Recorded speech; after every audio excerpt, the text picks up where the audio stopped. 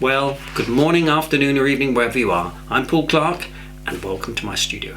Now today we've got something a little bit different. We're going to split the tutorial into two halves. In the first half we're going to have a go at this fun little illustration style painting in line and wash. And then in the second half we're going to have a go at how to improve your landscapes by adding birds. So I must say, living here on the south coast in Sussex, we do get an awful lot of seagulls, and some people find them to be pests. And I must admit they are getting quite cheeky. I was walking along the prom the other day with a sandwich in my hand, and one swooped down and had it away before I realised what had happened. But I quite like them. I think they just add to the flavour of living by the sea. In fact, I was going to buy one once. I was walking along the prom and there was this guy and he was selling them, had a board. Seagulls, £10, and I thought, yeah, I'm having some of that. So I gave him a tenner and he said, that one's yours. Is that supposed to be funny? Shall we get going?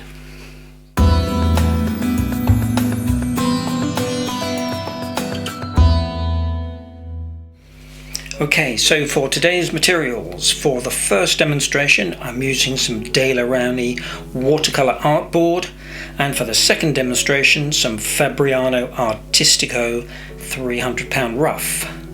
My paints, normal 3 primaries, Cobalt Blue, Alizarin Crimson, Cadmium Yellow, Cadmium Orange, Yellow Ochre, Payne's Grey, Cerulean Blue and Burnt Umber.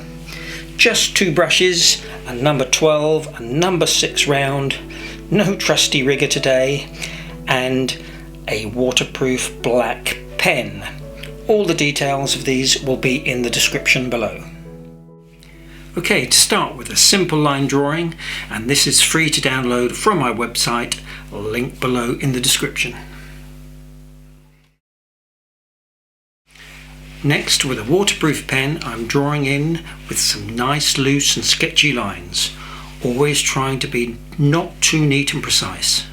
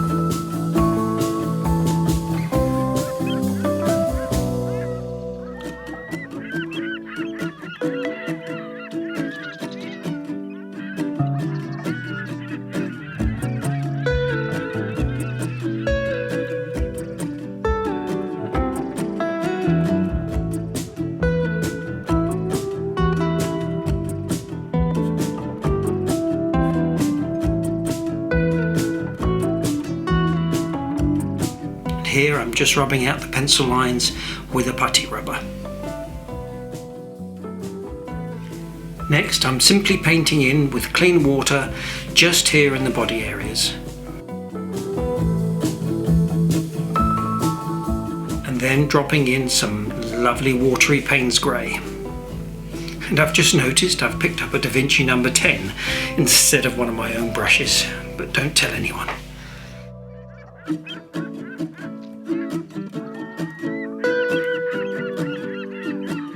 Here again I'm painting in with clean water and then a few drops of cadmium orange and a few dollops of burnt umber.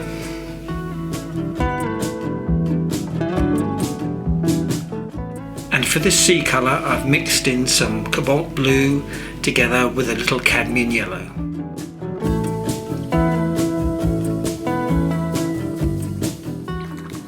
Now for their legs, and this is just some alizarin crimson mixed with some yellow ochre.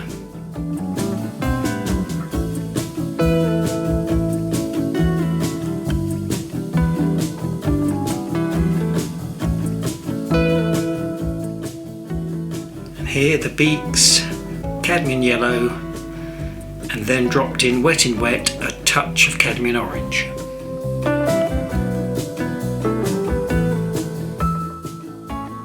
And now for the wings, and this is just some Payne's grey.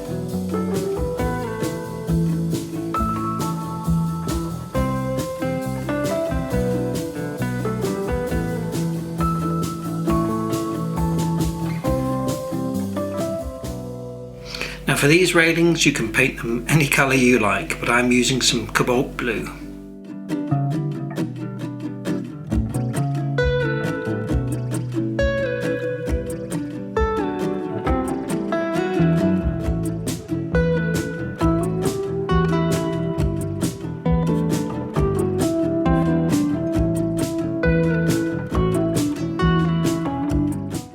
Finally, re-wet the sky with some clean water and then drop in wet some lovely bright cerulean blue. And I'm using some schminker paint for this. I just find their cerulean blue so bright and colourful.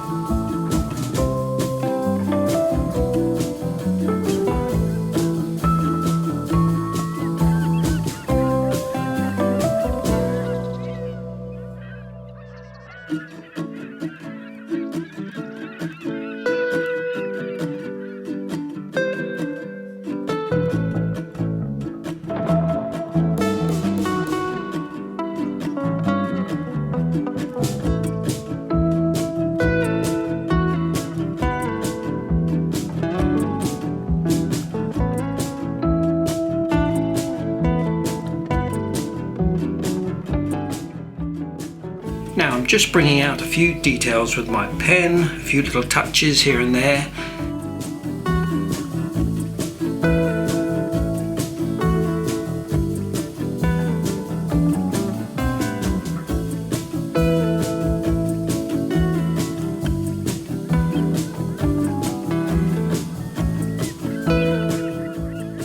And I think we're done. I think it'll make a nice little postcard. So, as it's the half-time break, it's a perfect opportunity for a nice cool glass of Albion ale. Seagull! Oh no, football again?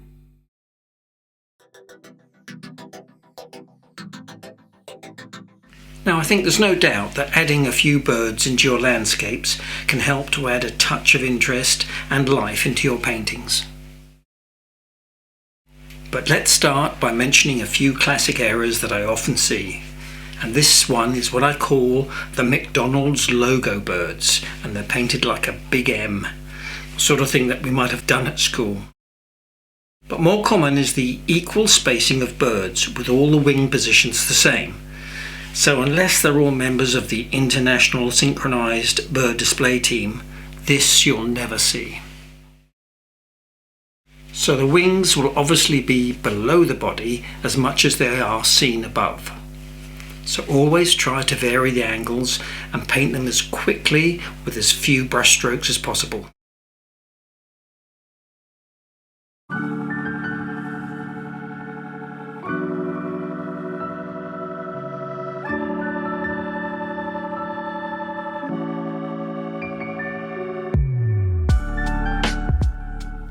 For birds in the far distance, all you need is the slightest little dab. And all of these have been done with my number 6 brush. So here is a little seascape that I prepared earlier, and we're going to add in a few seagulls. Now against the lighter background, even white birds will appear darker. And I'm just using some Payne's grey here, but not too solid and not too dark.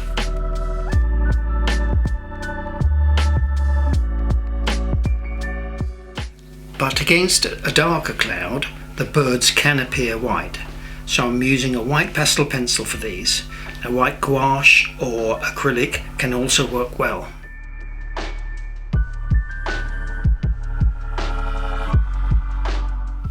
Okay, now for some birds in the middle distance. So I've got a little photo reference here, and I'm just sketching out the basic shape.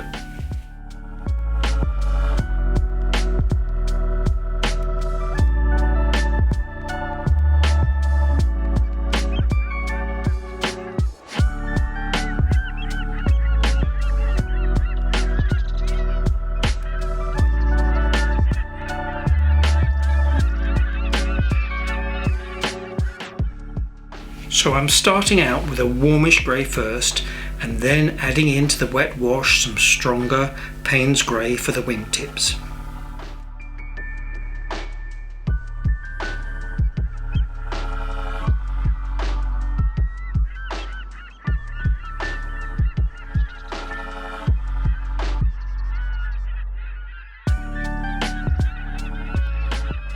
And then doing exactly the same on the other bird.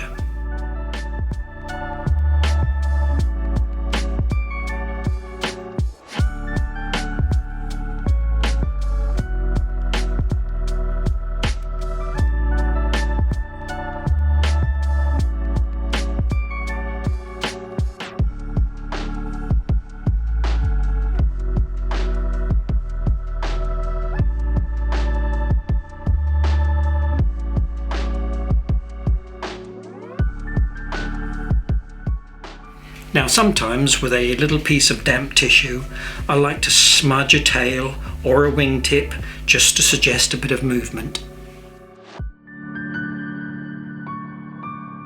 Finally, I'm using some white Winsor Newton calligraphy ink, but again gouache works really well, and I'm just suggesting that little touch of light along the top edge of the bird.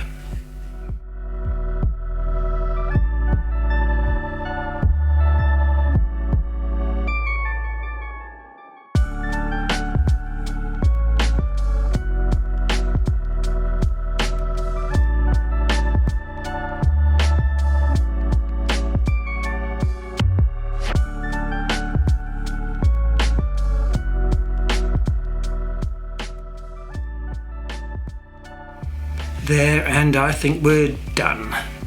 Sound effects, please. Well, I hope you enjoyed that as much as I did, and you'll give them both a go. Perhaps you can look through, see if you can find some old landscapes, and just add some birds to them, just to add that little touch of life. So I'm going to leave you now with a few paintings from the Facebook group. Now this was from Margot's weekly challenge, where she put a lot of pictures up from her break down in Cornwall, and a few of you chose to do some seagulls. So have a look at those, there's some lovely ones there, as well as a couple of mine in there as well. So take good care everyone, please don't forget to subscribe if you haven't already, press the like button, and as always I look forward to seeing you all again next week. Cheers now.